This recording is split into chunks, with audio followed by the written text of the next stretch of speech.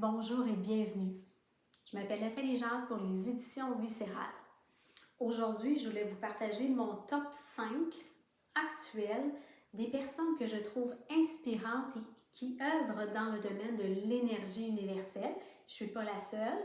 Donc, c'est parti.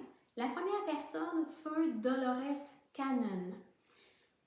C'est incroyable le parcours de cette femme-là. Elle est décédée il n'y a pas longtemps. C'est une Américaine qui s'est spécialisée. Elle était hypnologue en hypnose de régression. Donc, c'est comme ça que ça s'appelle. Donc, elle était spécialiste en hypnose de régression et elle a été engagée par une agence américaine pour hypnotiser les gens qui se sont fait enlever par adopted, donc enlevés par les extraterrestres pour être capable, parce qu'ils ne se souvenaient jamais de rien, pour être capable d'aller chercher l'information de ce qu'ils ont vécu quand ça s'est produit à ce moment-là. Et c'est à partir de ça, de cette pratique-là, qu'elle a commencé à obtenir des informations parce que ces gens-là partageaient ce qu'ils avaient vu, ce qu'ils avaient vécu. Non seulement ça, mais des messages parce que les galactiques se sont rendus compte qu'elle avait accès à cette information-là sans elle-même canaliser. Alors, ils se sont mis à utiliser les patients pour partager des informations à Dolores Cannon. Vous pouvez trouver beaucoup d'informations sur le net et sur YouTube à son sujet. C'est une femme, la première fois que je l'ai vue, c'est une grand-mère. Elle a l'air d'une grand-mère bienveillante, mais elle était vraiment dans son élément. Elle a écrit des livres sur tout ce qu'elle a appris, sur ce qu'elle a partagé dans différents formats. Elle a donné des conférences un peu partout dans le monde. Bref, on appelle ça maintenant les enseignements de Dolores Cannon, qui sont des informations qu'elle recevait via sa pratique et qu'elle partageait allègrement à tout le monde. Je vous invite à aller la suivre et la trouver sur YouTube. Une autre personne qui a un parcours aussi intéressant, le mien ressemble un peu au sien à certains égards. Il s'appelle Mathias Di Stefano, c'est un Argentin. Et je pense qu'il avait 17 ans quand il a commencé à suivre un parcours. Donc, comme moi, il a commencé à recevoir des instructions précises de différents guides pour lui dire « Tu dois te présenter à tel endroit, à tel moment ».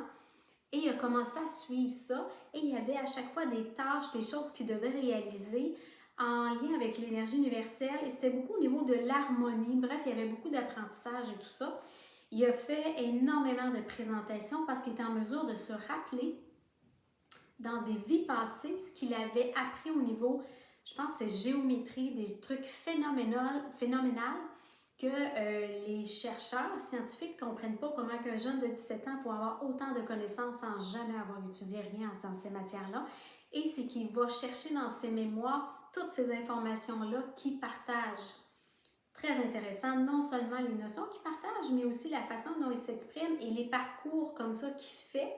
Je sais qu'il en a fait plusieurs où il est parti à travers le monde et suivait vraiment des instructions précises de ses guides et il a fait ça. C'est comme ça que je l'ai découvert. Dans le fond, c'est mes guides qui m'ont donné ce nom-là.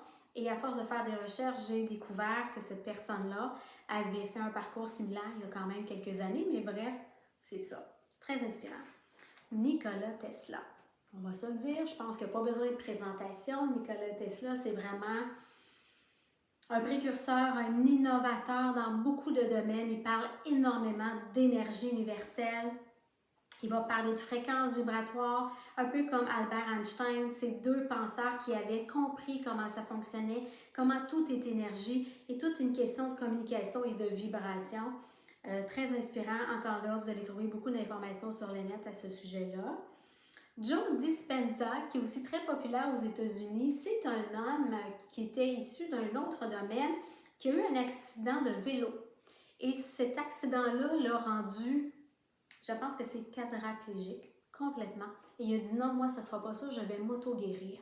Il a réussi à développer des méthodes pour rentrer en lui au niveau conscience, aller adresser tout ce qui était cassé et dans le Theta Healing, entre autres, donc un état de veille qui permet d'aller travailler au niveau cellulaire puis à d'autres niveaux de conscience et d'aller régler et guérir des trucs comme ça. Et il a développé un paquet de méthodes, il est partout sur les médias sociaux, il est très présent sur YouTube aussi, il partage allègrement tout ce qu'il apprend, les techniques et tout. Il donne des conférences un peu partout, vraiment le fun à suivre. Une autre personne, je ne connais pas son vrai nom, c'est Esther. C'est une Américaine aussi, mais Esther canalise une entité, une conscience qui s'appelle Abraham Hicks. C'est du moins le nom qui est donné à la conscience qu'elle canalise et elle a une façon de partager l'information, du moins la conscience à travers Esther, qui est vraiment intéressante. Elle a un humour, mais un humour. Donc, elle passe ses messages, il y a beaucoup d'audio. Donc, moi, j'écoute principalement les audios. S'il y a du visuel, elle va mettre comme un genre de dessin animé avec ça. Ou la conscience, qui est un galactique ou une galactique, partage beaucoup de notions et d'informations pertinentes pour nous, mais dans une façon, avec un humour, je dirais, loufoque. Quelque chose qui fait que, ben oui, ça fait du sens, mais en même temps, la façon dont elle s'exprime à travers Esther, c'est vraiment nice. Il y a beaucoup d'écrits aussi, on peut la trouver sur les médias sociaux. Donc, pourquoi je vous parle de ces 5 personnes-là, c'est que les informations se recoupent, évidemment. Il y a un consensus. L'information, elle est claire, elle est véhiculée d'une façon où, tranquillement, pas vite, on est capable de commencer à s'initier et à s'ouvrir à différentes notions qui touchent l'énergie universelle. Et ces personnes-là font partie de quelques-unes que moi-même, j'ai suivies pendant un moment. Là, je les suis moins, mais quand même, qui amènent beaucoup d'informations complémentaires à ce que moi, je vous propose. La plupart sont en anglais, mais il est possible de trouver des traductions sur YouTube.